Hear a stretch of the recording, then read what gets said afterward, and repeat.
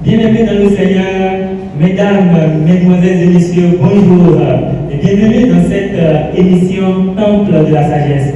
Alors nous sommes très heureux de vous savoir nombreux à nous suivre de par le monde entier à travers nos différents canaux de communication. Aujourd'hui, Temple de la Sagesse se propose de vous entretenir sur l'un des thèmes qui suscite de polémiques, de malcompréhension et même parfois de la division au sein du peuple de Dieu. Il s'agit de comment prier. C'est donc cette grande interrogation qui fera l'objet du débat de ce jour.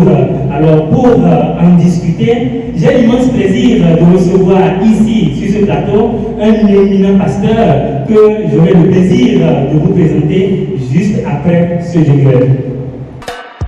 Temple de la sagesse. Temple de la sagesse, une émission qui révèle les vérités cachées en Jésus-Christ. Cette émission se déroule en live sur la page Facebook et sur la chaîne YouTube de l'École des fidèles du Christ tous les deuxièmes samedis du mois à 11h10. Temple de la sagesse, restez connectés à votre Dieu.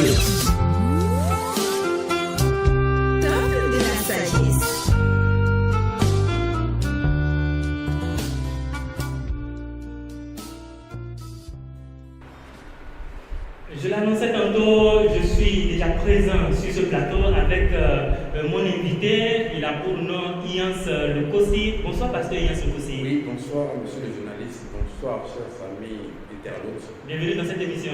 Oui, merci beaucoup. Alors, pour animer cette émission, j'ai le plaisir de me faire accompagner d'un animateur du nom de Amoussou Ghislain. Bonsoir, Amoussou Ghislain. Bonsoir, chers confrères, c'est Maïma Boucher. Bonsoir, bienvenue dans cette émission. Merci beaucoup. À tout l'honneur pour moi de vous recevoir en tant que co-animateur dans cette émission. Merci. Pasteur Yassou aussi. Oui, bonsoir, monsieur Ghislain. Une fois, bonsoir. Oui, bonsoir. Alors, par rapport à la question de la prière, je m'en vais vous demander qu'est-ce que c'est que la prière? Y en a-t-il des formes de prière? Oui, quand on parle donc de prière, c'est communiquer avec Dieu. C'est tout simplement ça. Parler avec son Dieu, le Créateur, à travers des requêtes, à travers des supplications aux besoins. Le remercier aussi. Donc, ce sont les formes de prière qui existent. Fondamentalement, il y a deux types de prière. Il y a la demande adressée à Dieu. Ça peut être une intercession au profit d'une tierce personne, au profit de moi-même, pour une situation ou autre. Ça, c'est une demande. Et lorsque Dieu exauce ma prière, ou bien Dieu se manifeste dans ma vie, j'ai le devoir de lui rendre grâce. Donc, ce sont les deux types de prières qui existent. Toutefois, je sais qu'il existe toute une variété de prières aujourd'hui, prières de combat, prières beaucoup d'autres choses qui se font aujourd'hui. Suivant des formats et autres, des attitudes, des positions, des heures aussi, même des récitations de prières préconçues. Le livre de Somme est récité comme une prière également, comme parfois même une prière de combat. Il existe même un livre qu'on appelle la clé des psaumes. Un peu comme si les psaumes sont comme une arme de Dieu. Mais l'arme de Dieu que Dieu nous a indiquée se trouve dans Éphésiens chapitre 6, à partir du verset 12. Prenez sur vous les armes de Dieu. Dans l'union avec le Seigneur, nous avons des armes là. Le zèle, la parole de Dieu, la foi, tout ça, toutes les armes. Merci beaucoup. Merci, pasteur Yassou aussi. Mais à qui doit-on adresser la prière? À qui doit-on adresser la prière? Nous prions l'être qui est au-dessus de nous. Celui qui peut nous apporter ce que nous n'avons pas. Et l'être suprême, celui à qui nous pouvons adresser notre prière en réalité, en tant qu'homme, en tant que chrétien, en tant qu'homme de foi en Dieu, c'est l'Éternel. C'est à lui que nous devons adresser nos prières. Si nous adressons nos prières à autre chose qu'à une autre personne que Dieu lui-même, c'est comme si nous croyons en cette personne. Mais nous croyons en Dieu, nous sommes des enfants de Dieu. Mais là, pasteur Yans Loko, si je ne me coupe pas, est-ce que ceux-là qui adressent des demandes aux divinités, est-ce qu'on peut dire qu'ils sont en train de prier? Alors, Bien selon vous, ils ne prient pas. non, en fait, quand nous sommes sur ce plateau où nous parlons de Dieu, celui qui croit par exemple en une divinité peut lui adresser des prières. Mais ces prières, nous sommes en train de parler ici de la prière que Dieu écoute. Bien sûr. Donc, je ne vais pas aller dans le détail par rapport à ça, mais dans les réponses que nous allons apporter donc, sur cette émission, vous allez constater que Dieu, lui, il exauce nos prières toujours. Et la prière que Dieu exauce, c'est de ça qu'il est question ici. Celui qui croit en une divinité, mon nom c'est Loko, je suis descendant d'un adepte de divinité, de fétiche. Pourquoi si je suis aujourd'hui je porte la parole de Dieu? Parce que cette divinité ne m'apporte pas le salut. Quand on parle donc du salut, c'est seulement le Christ qui nous donne la vie éternelle. Et c'est de cette prière qu'il est question ici. J'ai répondu à la question. Alors, je ne vous coupe pas, et j'ai entendu tout à l'heure dans votre développement précédent que les âmes que le Seigneur nous a demandé de nous revêtir, il n'y a pas la prière. Alors que nous entendons du commun des mortels que la prière est l'âme fondamentale que le Seigneur nous a donnée pour mener la lutte, vous semblez ne pas être d'accord avec ces propos. Dites-nous, parlez-nous-en. Prière comme arme. En fait, la prière, c'est demander quelque chose à Dieu. Et ce que je demande à Dieu est une arme peut-être. On va essayer de lire Éphésiens chapitre 6, à partir du verset 12. Et nous allons écouter les armes de Dieu. La prière est une arme entre autres, mais pas la première, pas la principale. C'est lorsque les gens pensent que pour lutter contre les forces maléfiques, il faut leur jeter la prière. Quelqu'un m'a dit une fois, quand on appelle le nom de Jésus à 0h la nuit, qu'il y a du feu dans les confréries, dans les rassemblements des sorciers. J'ai dit, je ne suis pas sorcier pour être témoin de ce qu'il dit, mais je sais quelque chose. Si tous ceux qui crient le nom de Jésus à 0h au milieu de la nuit, si leur prière met du feu dans les rassemblements des sorciers, je ne suis pas sûr que les sorciers pourraient continuer donc d'agir dans la vie des gens. S'ils continuent, ça veut dire qu'ils ne sont pas encore brûlés entièrement. Nous allons voir ce que c'est. Avant même de lire le passage, moi je ne défends pas ceux qui font la pratique, mais je me dis, est-ce que la raison qui les pousse à faire leur prière tard la nuit, est-ce que ce n'est pas que quand tout le monde dort, quand toutes les machines se reposent, quand tous les camions sont au repos, là Dieu aura la facilité de prêter oreille attentive à ce qu'ils disent? C'est une explication à ce comportement de prière au milieu de la nuit, mais qui ne montre pas l'omnipotence, l'omniprésence de Dieu. Parce que si Dieu est partout à la fois, s'il peut tout, s'il est capable de tout pour nous, lorsque nous avons besoin de lui dans un grand marché, est-ce que cela veut dire qu'il ne peut pas exercer notre prière? C'est ne pas connaître toute la capacité, toutes les potentialités de notre Dieu. Nous allons donc aller voir de long en large sur cette émission ce que c'est que la prière, et nous allons constater que en fait ce n'est pas quelque chose qui se programme, c'est quelque chose qui vient spontanément du fait des besoins que nous avons. Si par exemple je suis dans un véhicule et le véhicule commence, le conducteur perd le contrôle du véhicule, je vais attendre la nuit pour prier Dieu en ce moment-là? Je ne crois pas. Je vais invoquer mon Seigneur à l'instant là. Même ça peut être dans un avion, dans ce vacarme, dans ce bruit, il va entendre ma prière et exaucer ma prière. Donc, ce n'est pas une question d'heure, de calme, de bruit. Non. Ce n'est pas une question de position, ce n'est pas une question d'endroit. Dieu, il est partout, il peut tout pour nous. C'est pour cela que ce n'est pas une question de corps. Je pense que nous allons lire le passage que vous avez Éphésiens chapitre 6. Lisez-moi le verset 12. Nous allons voir les armes de Dieu avant d'avancer dans cette question. Éphésiens 6, 12. Oui.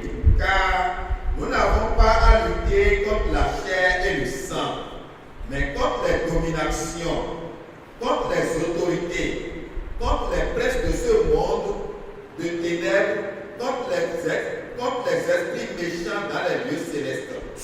comprenons bien ce que nous venons de lire, nous n'avons pas lutté contre la chair et le sang. La chair est physique, le sang est physique. Mais nous n'avons pas lutté contre ces facultés physiques, cette existence physique. Cela veut dire que nos armes ne seront pas aussi physiques. Cela veut dire que tous ceux qui pensent que pour prier Dieu, il faut avoir un objet de piété en main, un chapelet, il faut prier devant une croix, il faut prier devant une image. Ce sont des hommes qui ne connaissent pas ce contre quoi nous devons lutter. Nous n'avons pas lutté contre la chair et le sang, mais contre les puissances des ténèbres. Parce que ce sont ces puissances-là qui déterminent tout dans notre vie. Elles sont capables de perturber notre vie, de nous séparer de notre Dieu, de nous créer des ennuis. Et c'est pour cela que c'est contre cette puissance-là que nous avons prié. On lit la suite donc du passage. C'est pourquoi Oui. prenez toutes les armes de Dieu afin de pouvoir résister dans le mauvais jour et tenir ferme après avoir tout surmonté. Voilà, nous devons tout surmonter et tenir ferme même après cela. Et c'est ça l'objet donc des armes que Dieu veut nous donner. Nous allons les écouter. Il faut y aller maintenant. Tenez donc ferme. Oui. Ayez à vos mains la vérité pour ceinture. La première arme que nous avons, c'est la vérité. Cette vérité que tout le monde refuse. On dit, oh non, l'homme ne peut pas dire la vérité, l'homme doit mentir. Des chrétiens soutiennent la thèse selon laquelle il y a des mensonges qui sauvent. On commence par donner de la valeur aux mensonges. On commence par valoriser ce que Dieu a refusé. Et en ce moment-là, on veut utiliser la prière comme arme à la place de la vérité. Notre vérité est une arme. Lis-moi la suite. Revêtez la cuirasse de la justice. La cuirasse, ce qui va nous permettre donc de ne pas être atteints par les armes de l'ennemi. Notre cuirasse, c'était quoi? Lis-moi le passage encore. Revêtez la cuirasse de la justice. C'est la justice qui est notre cuirasse. Ce n'est pas la prière. Si nous laissons la vérité, nous laissons la justice et nous pensons que nous allons crier. Il y a un prédicateur qui a dit une fois, j'ai lu donc dans ces textes, il a dit les meilleures prières viennent de la bouche des nouveaux convertis. Ceux qui sont nouvellement convertis, c'est eux qui prient mieux que les anciens. Pourquoi? Parce qu'ils font des courtes prières, c'est ça? Voilà. Parce que ce sont des gens qui disent simplement ce qu'ils ont dans leur cœur. Mais à force d'avoir de l'âge, on commence par imiter ceux qui passent du temps à glorifier Dieu, Père Tout-Puissant, Dieu de Jacob, et qui mettent 15 minutes à glorifier Dieu d'abord. On apprend à réciter des prières que d'autres personnes ont faites. Et comme ça, ce qui vient de notre cœur ne sort plus. Mais nous commençons par faire du suivisme, par faire donc quelque chose qui ne vient pas de nous, alors que Dieu connaît notre cœur. C'est pour cela qu'il a dit les meilleures prières, c'est ceux qui sont nouvellement convertis qui font ces prières-là. Dis-moi la suite, on va finir rapidement avec les armes et revenir donc sur la question de la prière. Mettez pour chaussures à vos pieds le zèle que donne l'évangile de paix. Le zèle que donne l'évangile de paix, c'est une arme. Vas-y. Prenez par-dessus tout cela le bouclier de la foi. Lorsque le diable lance ses flèches, le bouclier qui va nous permettre d'arrêter la flèche de l'ennemi, c'est notre foi, c'est une arme. Et tout cela doit maintenant nous aider à faire la bonne prière, la prière que Dieu écoute. Donc les armes doivent permettre donc de connaître Dieu, de lui parler comme cela se doit. Lis-moi la suite, lis-moi encore un verset là, il va s'arrêter. Prenez par-dessus tout cela le bouclier de la foi, Oui. avec lequel vous pourrez éteindre tous les traits enflammés du malin. Le malin nous envoie des traits, des flèches enflammées, des flèches empoisonnées. Et pour pouvoir se protéger contre ces flèches, nous avons besoin de la foi. c'est le bouclier et c'est une arme. Pasteur Nkosi, vous semblez dire à travers votre explication que ceux qui considèrent la prière comme étant une arme de combat ou de défense ont tort. Qu'en dites-vous réellement? Ceux qui considèrent la prière comme une arme, c'est des gens qui ont des ennemis comme des hommes. Ils prient contre son voisin. Ils prient contre ceux qui... Je prie contre mes ennemis. Que le diable, que le feu de l'Esprit Saint brûle mes ennemis, que Dieu les attache et les jette en mer, etc., etc. Sang de Jésus, feu de l'Esprit Saint, des expressions qui sont nées de notre adoration, qui n'ont rien à voir avec la prière. Donc, je vais lire encore le passage pour répondre à cette question. Lisez-moi 1 Corinthiens 6, verset 7, je vais voir si c'est là. Non, 2 Corinthiens 6, verset 7. C'est ça, c'est ça. 2 Corinthiens 6, verset 7. Nous allons voir si notre arme, c'est la prière réellement. Alors, en attendant que le passage soit trouvé, je voudrais faire une petite synthèse. Est-ce que, grâce à la prière, on peut avoir ces armes dont vous parlez? Grâce à la prière, on peut demander à Dieu la foi, donc c'est une prière. On peut demander à Dieu le zèle, on peut demander à Dieu de nous aider à avoir ces armes. Maintenant, la prière en elle-même n'est pas l'arme, c'est une demande à Dieu. C'est la position que je vais apporter. Lisez-moi le passage, vous allez avoir la réponse. 2 Corinthiens 6, verset 7. Lisez-moi ça. 2 Corinthiens 6, verset 7. Oui. Par la parole de vérité, par la puissance de Dieu, par les armes offensives et défensives de la justice, au milieu de la gloire et de l'ignominie. Tu peux marquer une pause là, c'est bon déjà. Relis-moi encore, il y a qu'un lieu quelque part au milieu du passage là. Les armes. Par la parole de vérité. Oui. Par la puissance de Dieu. La parole de vérité, c'est une arme. La puissance qui vient de cette parole-là, c'est une arme pour nous. Lis-moi la suite. Par les armes offensives et défensives de la justice. Voilà. Les armes offensives et défensives de la justice.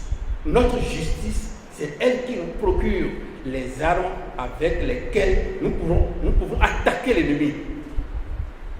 Et c'est avec cette justice que nous pouvons également nous défendre lorsque l'ennemi nous attaque. Maintenant, la plupart des chrétiens abandonnent la justice. Et d'autres personnes pensent qu'en récitant 1000 Ave Maria, 1000 Je vous salue Marie, c'est une arme pour eux. Et ces personnes déjà rejettent la justice et disent on ne peut pas être juste, on ne peut pas vivre dans la sanctification de Dieu. Vous commencez par parler de la sanctification, tout le monde se détourne de vous. Mais si vous faites une prédication qui parle de la prospérité, de la bénédiction, voilà, tout le monde est prêt à venir. La salle est remplie, pleine à craquer, remplie comme l'œuf. Mais quand vous demandez de changer de comportement, Dieu a dit, à travers Joël, il a dit, déchirez vos cœurs et non vos habits. Mais les hommes sont prêts à déchirer les habits et à garder leur cœur. C'est ça le problème. Donc notre arme, c'est la justice. C'est elle qui permet de nous défendre. C'est elle qui nous permet également d'offenser, d'attaquer. C'est pour cela que ceux qui pensent qu'il faut utiliser la prière comme une arme, c'est des gens qui considèrent leurs ennemis d'abord comme des hommes, leurs voisins, leurs responsables, leurs patrons, leurs femmes, leurs enfants, leurs maris, etc., etc. Nous n'avons pas à lutter contre la chair et le sang. Éphésiens 6, verset 12. Alors, merci beaucoup, pasteur Yann aussi. Et si je constate en moi que je marche dans la justice et que je marche dans la droiture, oui, est-ce que cela m'empêche de prier et de jeter de mauvais sorts contre des ennemis? Parce que je suppose que je suis dans dans un service, je sens mon poste menacé par un collègue alors que je vis dans la droiture, est-ce que cela m'empêche de prier pour protéger mon poste tout en demandant à Dieu de détruire mon ennemi? Si je considère l'ennemi comme mon semblable, c'est que j'ai oublié qui moi-même j'étais hier. Moi-même j'étais aussi comme lui peut-être. La Bible a dit dans Tite chapitre 3, verset 3, il dit, nous aussi, nous étions autrefois insensés, égarés, à tout et esclaves de toute espèce de convoitise de volonté. Et nous haïssons les uns les autres. Cela veut dire que nous aussi, nous étions dans cette même position. Nous avons peut-être gâté le boulot de quelqu'un hier. Nous avons peut-être créé la séparation d'un couple paisible hier. Mais ça, c'est quand on ne connaissait pas le Christ. Voilà. Cette personne qui ne connaît pas le Christ aujourd'hui, qui continue de vivre comme ça, n'ont pas lui jeté un mauvais sort. Parce que si nous ne pardonnons pas nos semblables, la Bible a dit, a enseigné, c'est Jésus qui l'a dit. Dans Matthieu chapitre 6, verset 9, il dit, voici la prière que vous devez faire. Et quand en parlant, il dit, nous devons dire, pardonne nos offenses comme nous pardonnons à ceux qui nous ont offensés. Matthieu 6, verset 9 et suite. Cela veut dire que si nous ne pardonnons pas celui qui nous a offensés, nous-mêmes ne méritons pas d'être pardonnés. Alors que nous continuons donc d'être mauvais devant Dieu. Donc on n'a pas besoin de le maudire, mais on va demander plutôt à Dieu de toucher son cœur pour qu'il change. Mais ce n'est pas en touchant son cœur que Dieu va changer la situation. Il est capable. Et lorsque nous l'invoquons, Seigneur, toi seul tu peux me sortir de cette situation. Tu peux apporter la preuve que ce qu'on est en train de vouloir me faire n'arrivera pas. Seigneur, je compte sur toi. Et lorsque nous prions Dieu de cette manière, c'est lui qui va nous sortir de la situation sans pour autant faire du mal à l'autre. C'est pour cela que nous ne devons pas prendre les hommes comme nos ennemis. Pasteur le aussi, ce que vous dites a l'air d'inquiéter. Là, il y a une question qui me vient à partir de votre explication. Oui. Qui peut donc prier? Voilà. Qui peut donc prier? C'est là la question sur laquelle je vais passer un peu de temps. Il y a quelque chose qui s'est passé dans Jean 9. Jean 9. Nous allons essayer de lire donc Jean 9 à partir du verset.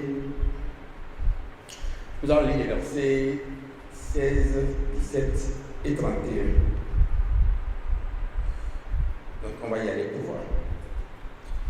Jean 9, verset 16. Sur quoi quelques-uns des pharisiens disent, cet homme ne vient pas de Dieu, car il n'observe pas le sabbat. D'autres disent, comment un homme pécheur peut-il faire de tels miracles? Marc une pause là, c'est bon déjà pour voir. Dans Jean 9, Jésus était tombé sur un aveugle de naissance. Et les disciples lui ont demandé, cet homme qui est aveugle là, pourquoi est-ce qu'il est aveugle? Est-ce que c'est ses parents qui ont péché ou lui-même? Jésus a répondu, il est devenu aveugle, non pas, il est né aveugle d'ailleurs, non pas parce que ses parents ou lui-même avaient péché, mais c'est pour que la gloire de Dieu se manifeste en lui. Jésus lui a ouvert les yeux. Et c'était un jour de sabbat. Les Juifs se sont révoltés. Ah, qu'est-ce qui s'est passé? Pourquoi est-ce qu'il a guéri un jour de sabbat et il a guéri un malade? Et puis, ils sont allés voir donc, le malade. Ils dit, qui t'a guéri? Il a dit, c'est Jésus qui m'a guéri. Ils ont dit, non, il ne l'a pas guéri. Ils sont allés voir ses parents. Et ses parents, ils leur ont dit, mais est-ce que c'est vrai qu'il est né aveugle? Ils ont dit, oui, il est né aveugle. Ils ont dit, est-ce que qui l'a guéri, c'est Jésus? Les parents ont dit, ah, on ne le sait pas. Allez lui demander, il est déjà grand. Parce qu'ils ont peur contre les Juifs. Et lorsque ils sont allés voir donc le malade à nouveau, c'est ce qu'ils ont dit. Ils ont dit quoi? Lis-moi le passage encore. Sur quoi quelques-uns des pharisiens disent, Oui. cet homme ne vient pas de Dieu. Ils ont dit que Jésus ne vient pas de Dieu. Pourquoi? Car il n'observe pas le sabbat. Parce qu'il n'observe pas le sabbat. Oui, vas-y. D'autres disent, comment un homme pécheur peut-il faire de tels miracles? Voilà. D'autres ont dit, comment un homme pécheur peut-il guérir un malade? Et qu'est-ce que l'aveugle a dit? Lis-moi la suite, je vais voir. Et il eut division parmi eux. Lis-moi la suite. Il dit encore à l'aveugle, toi, Oui. que dis-tu de lui? Sur ce qu'il t'a ouvert les yeux? Vas-y. Il répondit, c'est un prophète. Oui. Les Juifs ne crurent point qu'il eût été aveugle et qu'il eût recouvré la vue. Voilà. Jusque-là, ils n'ont pas cru que c'est Jésus qui l'a guéri. Et c'est pour cela qu'ils ont affirmé que cet homme est pécheur. Maintenant, ce que je veux sortir de ce passage-là, viens au verset 31. Qui peut prier? Lis-moi la suite. Lis-moi le verset 31 maintenant. Nous savons que Dieu n'exauce point les pécheurs. Qui a parlé là? Va un peu en haut et puis nous allons voir qui a parlé. Lis-moi le verset 30 alors pour que je puisse voir qui a parlé. Cet homme leur répondit. C'est l'aveugle de naissance qui est en train de répondre à ce peuple qui connaît Dieu, qui enseigne Dieu, les Juifs. Cet homme leur a dit quoi? Cet homme leur répondit. Oui. Il est étonnant que vous ne sachiez d'où il est. Et cependant, il m'a ouvert les yeux. Vas-y. Nous savons que Dieu n'exauce point les pécheurs. C'est l'aveugle qui a affirmé que Dieu n'exauce point les pécheurs. Qui peut prier alors? Qui peut prier alors? Dieu n'exauce pas les pécheurs. Donc le pécheur peut prier, mais sa prière ne sera pas exaucée, naturellement. Donc celui qui veut que sa prière soit exaucée doit cesser d'être un pécheur. C'est pour cela que...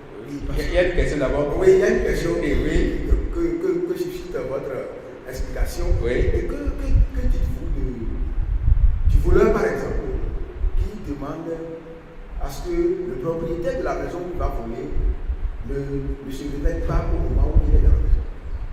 Il peut considérer qu'il a prié Dieu. Il a prié Dieu pour atteindre son objectif. C'est ça. Mais lui-même, il sait que Dieu ne peut pas exaucer sa prière. Parce que ce Dieu-là, qui a donné au propriétaire d'avoir les moyens donc d'acheter ce qu'il a acheté, que lui allait voler, Dieu aime aussi l'autre. C'est pour cela que la plupart des voleurs font des gris-gris. S'ils ont confiance en leur prière, que Dieu permet à ce qu'ils dorment et qu'ils ne se réveillent pas pour que je puisse aller ramasser ces choses, il n'aura pas besoin donc d'aller faire des gris-gris et faire recours à des forces maléfiques. La plupart des gaïmanés qu'on sort aujourd'hui, ce sont des gens qui sont menés de puissance ténébreuse. Donc ils savent qu'ils ne prient pas Dieu. Celui qui prie Dieu pour aller voler, il a toutes les chances d'être arrêté. Alors moi, je peux avancer dans la réponse. J'ai un peu peur par rapport à la réponse que vous avez. Je n'ai pas encore fini avec la question qui peut prier. D'accord, allez-y. Okay. Qui peut prier? Lisez-moi maintenant Romains chapitre 8, verset 12. On va lire verset 12, un peu vers le bas. Vous allez voir qui peut crier, qui peut prier Dieu.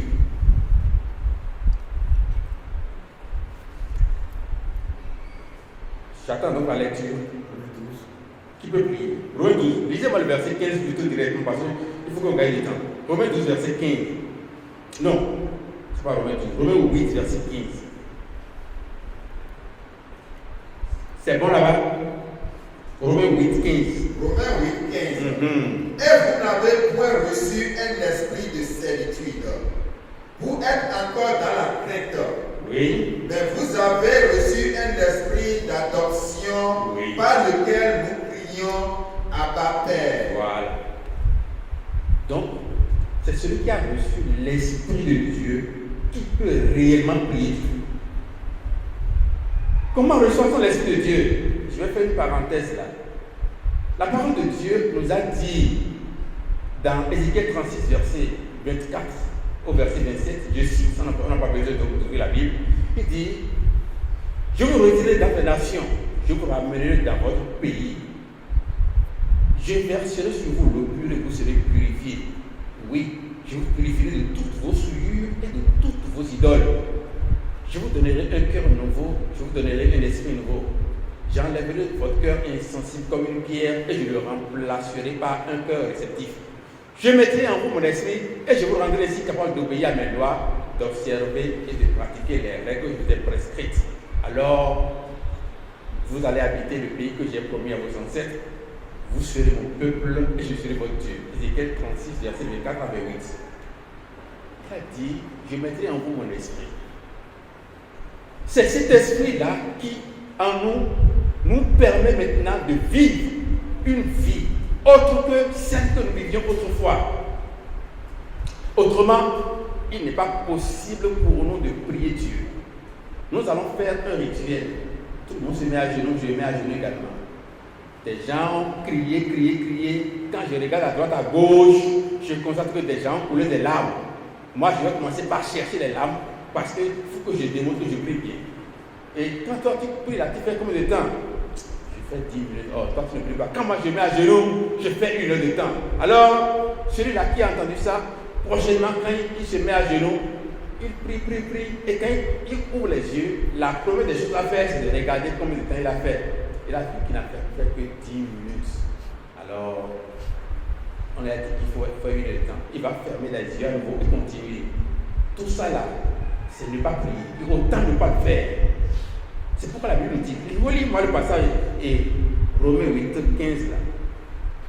Et vous n'avez point reçu un esprit de servitude. On n'a pas reçu un esprit d'esclavage. Donc, nos prières ne doivent pas être des prières qui vont nous rendre esclaves.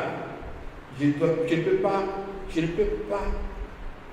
dire, je vais prier à 6 heures, régler mon horloge, et assis à 6 heures, je ne me réveille pas. Alors là, quand je me réveille à 6h15, 6h30, je vais prier Dieu pour lui donner pardon, comme si j'ai fait un rendez-vous avec lui et que j'ai manqué ce rendez-vous. Non. C'est lui qui m'a donné le sommeil, qui m'a donné la grâce de me réveiller. Quand je me suis réveillé, c'est en ce moment-là que Dieu m'a donné la grâce donc, de lui parler. Je lui parle en ce moment-là. Donc, qui peut prier? C'est celui qui a l'Esprit de Dieu. Et l'Esprit de Dieu ne nous rend pas esclaves de la prière. Non, on n'a pas besoin donc d'avoir des positions, on n'a pas besoin d'avoir des heures de prière, on n'a pas besoin de bûcher des passages bibliques à réciter à Dieu parce qu'il n'a pas besoin de ça. Je sens en moi le besoin de lui parler parce que j'ai devant moi une situation, Père très simple. Cette situation me dépasse. Toi seul es capable de me sortir de cette situation. Je compte sur toi. Viens à mon aide. Et là, j'attends qu'il exauce ma prière. Si je mérite, c'est pour cela que la prière, donc, ça vient de l'esprit. On va développer cette talent. Lis-moi la suite là-bas. Mais vous avez reçu un esprit d'adoption. On a reçu un esprit qui nous a adoptés comme enfants de Dieu. Désormais, entre moi et mon Père, le Dieu, c'est une relation père-fils. Et quand je crois qu'il est mon Père, il n'a pas à voir si je prie en langue avant d'exercer ma prière. Parce que lui, il connaît toutes les langues. Je connais des gens qui comprennent français, qui comprennent fort, mais quand ils veulent prier, c'est en anglais qu'ils prient. Et il dit que quand il prie en anglais, il est plus inspiré. Quelle inspiration vient de là? L'inspiration, ça vient de l'Esprit de Dieu qui est en moi. C'est pour ça qu'on dit, c'est l'Esprit qui nous dit, qui nous permet de dire Abba, Père, de dire Dieu puissant, de dire Père, d'adresser cette parole donc à Dieu. Qui peut prier Dieu? C'est pour cela que nous devons savoir qu'il y a des choses qui font obstacle à nos prières. Dans le livre de Pierre, dans 1 Pierre chapitre 3, quand Pierre avait écrit sa lettre et il parlait donc aux hommes mariés, il a dit quelque chose que je veux qu'on lise. 1 Pierre 3, 7. Il a dit, Marie, vous devez, lisez-moi le passage là-bas. 1 Pierre 3, 7. Oui. Marie, montrez à votre tour de la sagesse dans vos rapports avec vos femmes. Oui. Comme avec un sexe plus faible. Il a demandé aux maris de montrer de la sagesse dans leur relation avec leurs épouses. Étant donné que nous-mêmes nous traitons les femmes de sexe faible. Alors, nous devons en tenir compte dans nos relations avec elles. Vas-y. Honorez-les. Honorez-les. Oui. Comme devant aussi hériter avec vous de la grâce de la vie. C'est des êtres qui partagent notre vie, qui doivent recevoir la grâce de la vie avec nous. Maintenant, il dit quoi ensuite? Qu'il en soit ainsi. Il a dit qu'il en soit ainsi. Afin que rien ne vienne faire obstacle à vos prières. Voilà, comme parlant de la prière, donc j'ai fait revoir ce passage pour montrer qu'il y a des choses qui peuvent faire obstacle à nos prières. Qui peut parler à Dieu? C'est celui qui enlève de son chemin les obstacles de la prière, à savoir notre refus de pardon, notre querelle, nos jalousies, notre cupidité, le vol, l'adultère, tout cela. Aujourd'hui, les chrétiens vont te dire non, on ne peut pas. Celui qui dit ça encore, il ne connaît pas encore Jésus. Parce que Jésus est venu, nous sommes en temps de grâce. La Bible nous a dit dans 10 chapitre 2, verset 11, que la grâce elle-même nous enseigne de vivre une vie de justice. La grâce même là, bien sûr. Elle nous enseigne de lis-moi le passage là, s'il te plaît. Et 10 chapitre 2, verset 11. Et je vais revenir encore sur le livre de Pierre. Lis-moi ça. La grâce ne nous permet pas de vivre dans la vie de débauche. Car oui. La grâce de Dieu, source de salut pour tous les hommes, a été manifestée. Elle nous enseigne à renoncer à l'impiété et aux convoitises mondaines. C'est ça. La grâce nous enseigne à renoncer à l'impiété et aux convoitises du monde. Donc la grâce ne nous encourage pas dans la débauche. Et c'est pour cela qu'on a demandé aux maris de tenir compte de la nature faible de leurs épouses, d'agir ainsi afin que rien ne fasse obstacle à leur prière. Que Dieu fasse que j'avance dans mon travail, c'est une prière. Que Dieu protège ma famille, que Dieu protège mon épouse, que Dieu protège ci et ça, que Dieu me donne les moyens d'acheter une maison afin de donner un logement à ma famille. Nous faisons tellement de prières, et aujourd'hui, Dieu nous dit, si nous continuons de maltraiter nos épouses, nous ne les honorons pas, nous ne tenons pas compte de leur faiblesse, cela peut faire obstacle à nos prières. Et ailleurs encore, il y a une question encore. Oui, juste vous demander, si je sais que j'ai commis des actes qui pourront faire obstacle à ma prière, oui. Est-ce que je peux faire recours à quelqu'un en qui j'ai confiance et dont je sais que lui, il mène une vie de piété et lui, il peut intercéder à ma place? Voilà. Est-ce que je vais rester dans cette nature de comportement du monde éternellement et demander l'intercession de l'autre? Et moi-même, je suis quoi? Dans la Bible, il y a eu une histoire. Le peuple d'Israël était en chemin et arrivé à un endroit, ils ont commis le péché. Dieu s'est révolté contre eux. Moïse a dit, Éternel, pardonne leur péché. Si tu ne veux pas leur pardonner, enlève mon nom du livre de vie. Dieu a dit, ce n'est pas celui qui est juste, ce n'est pas le nom de celui qui est juste qu'on enlève du livre de vie, mais c'est le nom de celui qui a commis le péché. Donc Dieu a refusé cette requête de Moïse. Je ne sais pas si Moïse voulait faire du chantage à Dieu en ce moment-là pour dire, bon, moi je suis juste, si tu ne veux pas les pardonner, enlève mon nom. Mais Dieu a refusé. C'est un peu comme ça.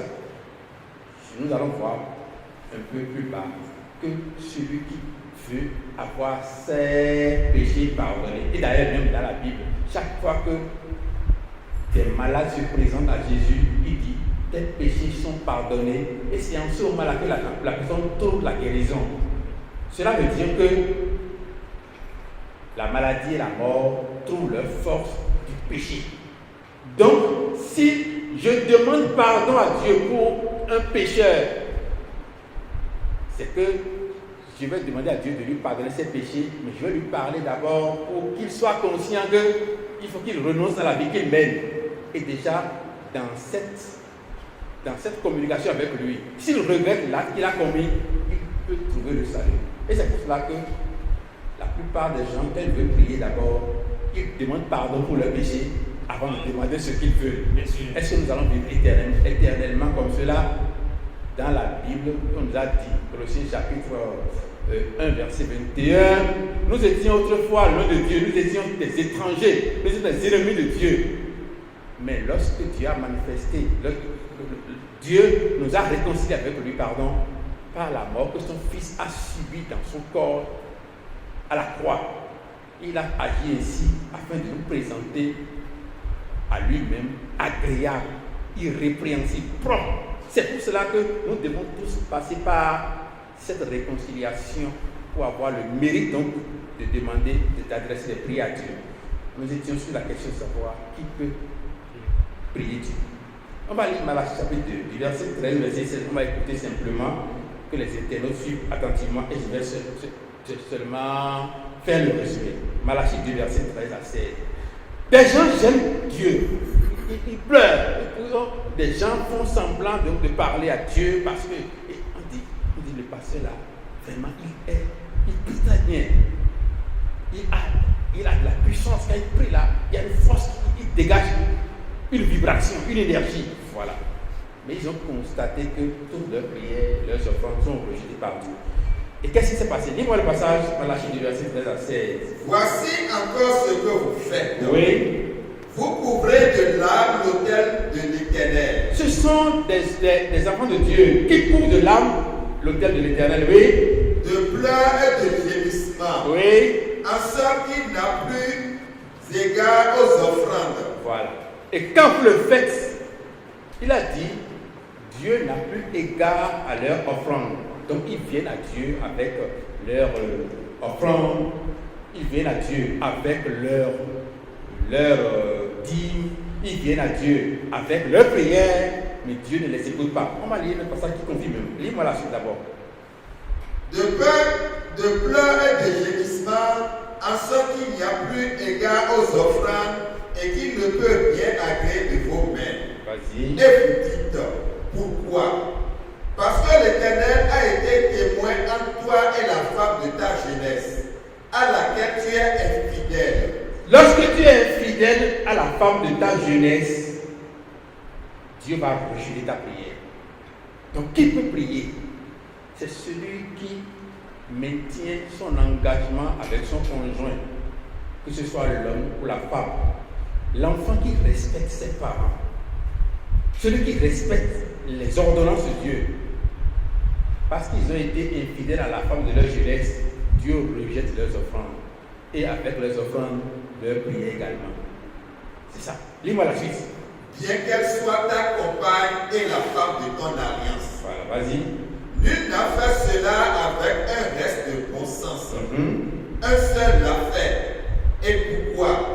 Parce qu'il cherchait la postérité que Dieu lui avait promise. Vas-y. Prenez donc garde à votre esprit et qu'aucun ne soit infidèle à la femme de sa jeunesse. Si vous voulez prier Dieu, et Dieu va exaucer vos prières, qu'aucun de vous, internautes, écoutez-moi bien, qu'aucun de vous ne soit infidèle à la femme de sa jeunesse. Ce sont des obstacles sur le chemin donc de nos prières. Est-ce que ça pour la femme aussi? Pour la femme, c'est pareil. Quand je maltraite mon mari, quand je lui crée des problèmes, quand je maltraite mon épouse, quand je maltraite mes ouvriers, ce sont des obstacles sur le chemin de la prière. Qui peut prier Dieu? Lis-moi la suite. Car je hais la répudiation. Dieu a dit, je hais la répudiation. Dans certains pays, la moyenne de divorce est de 3%. C'est-à-dire sur 100 mariages, 3 personnes vont au divorce. Dans d'autres pays encore, la moyenne de mariage par personne, c'est 2 à 3. C'est dans leur vie. Ils font mariage, divorce, mariage, divorce, mariage, au moins 3 fois en moyenne. Ça veut dire qu'il y a des gens qui vont au-delà, il y a des gens qui s'arrêtent à 1, mais ils sont rares. Et ces personnes-là sont nombreux à l'église et à faire donc des prières, Ave Maria et quoi encore, je vous salue Marie, à faire des prières, Notre Père qui est aux cieux, à réciter Psaume 50 beaucoup d'autres passages. Des gens qui ont des prières de Saint-Charlemagne en tête dans leur poche comme contre accident. Nous allons voir tout à l'heure que tout cela, c'est comme si on utilise ça comme des gris-gris. C'est de l'idolâtrie pure, ça n'a pas d'autre nom. C'est pour cela que je vais lire un dernier passage donc, dans la question qui veut prier. Ésaïe chapitre 1, verset 15 à 17. Ésaïe 1, 15 à 17. Lisez-moi le passage. Qui peut prier? Ésaïe chapitre 1, verset 15 à 17. Quand vous étendez vos mains, Il a dit, quand vous étendez vos mains, je détourne de vous mes yeux. je détourne de vous mes yeux. Vas-y. Quand vous multipliez les prières, Quand vous multipliez les prières, je n'écoute pas. je n'écoute pas. Pourquoi? Vos mains sont pleines de sang. Parce que vos mains sont pleines de sang. Ésaïe chapitre 1, verset 15 à 17. Donc tous ceux qui ont du sang sur leurs mains, Dieu ne reçoit pas leurs prières. Et qui a du sang sur la main? Ceux qui font avortement à l'aise du sang sur la main. Ceux qui créent la division dans les couples par leurs mensonges. Ceux qui aident les filles à être désobéissantes à leurs parents. Ceux qui montent les enfants contre leurs parents. Ceux qui montent les parents contre les enfants. Nous sommes nombreux. Je ne veux pas dire nous sommes. Nous étions nombreux à avoir du sang sur la main. Et tous ceux qui ont du sang sur la main, Dieu détourne ses oreilles de leur prière. Qui peut prier? C'est celui qui a la main propre. C'est pourquoi il a dit quoi? La suite, dis-moi la suite. Lavez-vous. Il a dit lavez-vous. Purifiez-vous. C'est celui qui s'est purifié, celui qui s'est lavé. C'est lui qui peut prier Dieu. Donc, pasteur, aussi, vous considérez que le péché est un obstacle à la prière qui peut être exaucée? C'est la vérité qui a dit ça. C'est la vérité qui a dit. Est-ce que Dieu peut exaucer la prière de pécheur? Ésaïe vient donc de nous confirmer. Malachie l'a confirmé. Et il y a beaucoup de tests qui montrent que le péché, Pierre aussi l'a écrit, le péché empêche la prière d'être exaucée. Autant ne pas prier. Donc, si je comprends bien, si vous sentez que vous êtes pécheur, autant même ne pas prier. Et c'est pour cela que ceux qui commettent le péché souvent, ils donnent beaucoup d'argent à l'église pour qu'on prie pour eux. Pour qu'ils aient le pardon de leur péché. Voilà. C'est pour cela que d'autres personnes pensent que quand on décrète un mois à rester à jeûne, à faire semblant, je ne sais pas quoi, tout ça là, on dit c'est pour le pardon de nos péchés. Et après le mois là, nous sommes libres maintenant, à vivre les vacances, l'appareil peut continuer. On a piétiné quelqu'un ou bien on a fait des démarches anormales envers quelqu'un. Il a dit, heureusement pour toi que je suis en carême. J'ai dit, mais si tu n'étais pas en carême, qu'est-ce que tu allais faire? Est-ce qu'on adore Dieu un mois sur 12? Les 11 autres mois, comment est-ce que nous devons nous comporter? Ce n'est pas une affaire de quelques mois. C'est pour cela que celui qui commet le péché, Dieu n'écoute pas sa prière. Et Ésaïe chapitre 1, verset 15 à 17 vient de nous confirmer cela. Alors, pasteur Yann Solokossi, moi j'ai une question sur ce développement. Oui. Et que dites-vous de ceux-là qui ont la main plus ou moins impure et qui prient et qui obtiennent quand même les ossements de leur prière? Voilà. Est-ce que c'est Dieu qui a exaucé sa prière ou bien il a été exaucé par une force diabolique? C'est possible? Oui, c'est possible. Parce qu'en fait, dans Thessaloniciens, il a été dit que le diable aussi fait des miracles pour détourner des gens. Mais Dieu, lui, il n'exauce jamais la prière d'un homme injuste. Ah oui? Non, jamais. C'est la Bible qui confirme. Et c'est pour cela que je vais finalement lire le passage. Romains chapitre 8, verset 26. Lisez-moi ça. Romains 8, verset 26. En matière de prière, même, nous ne savons pas prier. Lis-moi le passage. De même aussi, Oui. l'Esprit nous aide dans notre faiblesse, car nous ne savons pas ce qui nous convient de demander dans nos prières. Oui.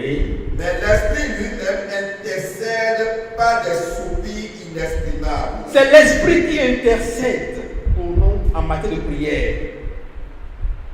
La Bible a dit dans Matthieu 6, verset 32, cherchez premièrement le royaume des cieux et tout le reste vous sera donné par surcroît.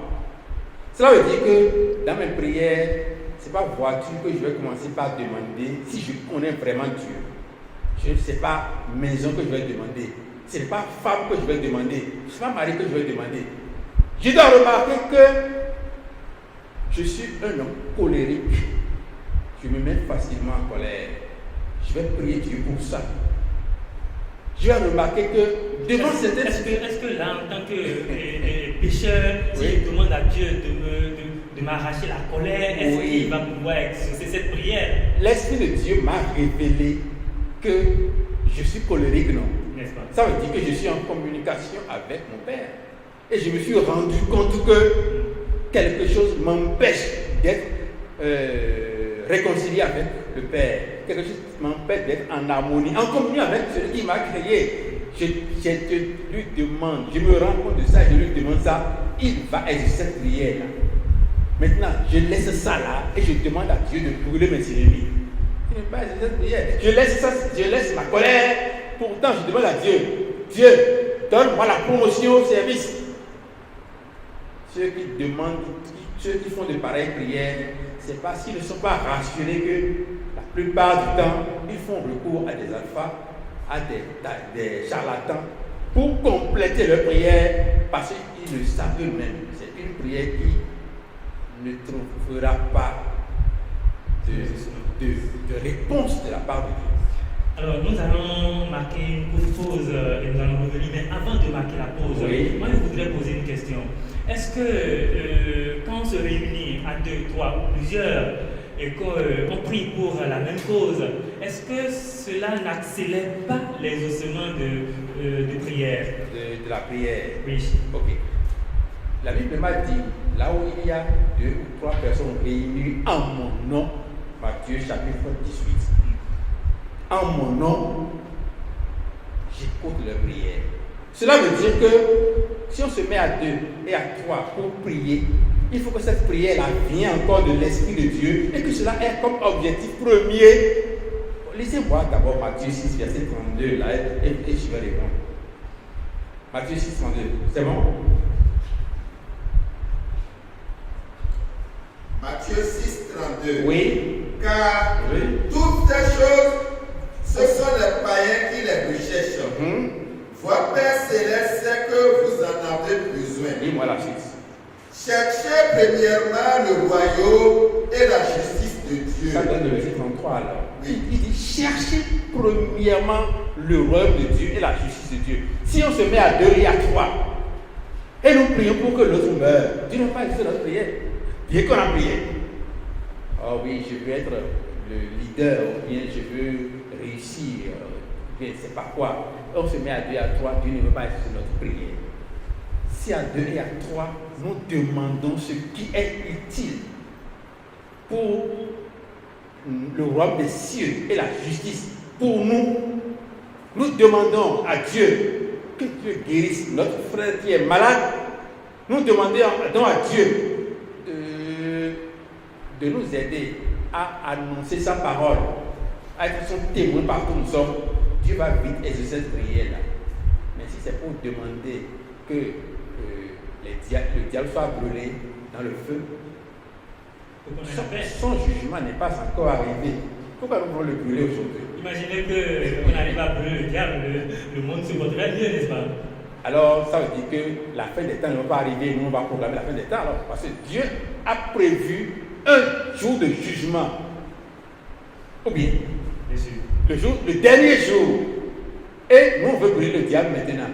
Avec quel feu d'abord? C'est ça là, c'est là où on se met en transe, en grand groupe. On prie. Et nous sommes témoins que Dieu n'exauce pas nos prières. Parce que c'est pour cela qu'on décrète des semaines de jeûne et de prière. Une semaine, on dit notre église est en train d'avoir des difficultés et on va faire jeûne et prière, ou bien c'est la fin de l'année, ou bien c'est le nouvel an. On a fait tout ça là. Mais ça n'a rien changé dans la vie de chaque fidèle. Et pourtant, Jésus n'a pas semblé donner l'assurance à ses disciples quand il disait il leur enseignait une sorte de prière, notre Père qui est aux cieux. Voilà. Matthieu 6, verset 9, il dit, notre Père qui est aux cieux, que ton nom soit sanctifié, que ton règne vienne, que ta volonté soit faite sur la terre comme au ciel. Tu as vu ce qu'il a dit là? Oui. Qui va faire sa volonté sur la terre comme au ciel? Tout le monde récite ce passage-là, mais personne ne prend là. Donne-nous notre pain quotidien là, c'est bon. Pardonne nos offenses comme nous avons pardonné à ceux qui nous ont pensé, on ne veut pas ça. Alors qu'on doit prendre la prière dans son entièreté, et ce n'est pas une prière à réciter, c'est un message que nous devons nous approprier et vivre dans ce message-là. Et c'est en vivant ce message que cette prière va se manifester dans notre vie. Que ton nom soit sanctifié, que ton règne vienne, que ta volonté soit faite sur la terre comme au ciel. On dit ça et on veut le dire, et en même temps on dit qu'on ne peut pas être fidèle à Dieu. Et pourtant, quelle contradiction! Les grands hommes de Dieu l'enseignent aujourd'hui à leurs fidèles. Oui, c'est enseigné, mais on voit quand même que ce n'est qu'une récitation, que Dieu n'écoute même pas. Parce que si tu dis, pardonne-nous nos offenses comme nous pardonnons à ceux qui nous ont pensé, et tu dis, celui-là, je ne veux jamais le saluer, c'est que Dieu aussi ne te pardonnera jamais. C'est la conclusion. Et c'est une déduction. C'est la logique qui vient de cette prière-là. Et lorsque nous sommes en train de réciter cette prière-là, nous devons nous l'approprier et voir si nous sommes conformes à ce que nous sommes en train de dire. Qu'est-ce que je suis en train, comment est-ce que le règne du Seigneur va arriver sur la terre? Que sa volonté soit faite sur la terre comme au ciel, au moment où des hommes sont en train de faire les tresses, excusez-moi, des hommes sont en train de porter des boucles d'oreilles, au moment où les femmes sont en train de tout faire pour se transformer en hommes, et ainsi de suite. Il y a pas mal de choses qui se font aujourd'hui par cette personne-là qui récite cette prière-là. La plupart de ceux qui sont en prison, c'est des gens qui sont baptisés, Pierre, Jean, Jacques, des gens qui, quand même, ont annoncé, qui ont fait une profession de foi pour Jésus et qui ont récité cette prière-là. Et ce n'est pas par erreur qu'on les a mis en prison, ce sont des gens qui sont coupables de ce nombre de choses. C'est ça là. Voilà qui est bien dit. Nous remercions infiniment notre invité, Pasteur Yons Kossi. Et merci à vous aussi, co-animateur Amos Gislain. Nous allons marquer une toute courte pause et nous allons revenir après ce jingle. Temple de la sagesse. Temple de la sagesse, une émission qui révèle les vérités cachées en Jésus-Christ. Cette émission se déroule en live sur la page Facebook et sur la chaîne YouTube de l'École des fidèles du Christ tous les deuxièmes samedis du mois à 11h10. Temple de la sagesse, restez connectés à votre Dieu.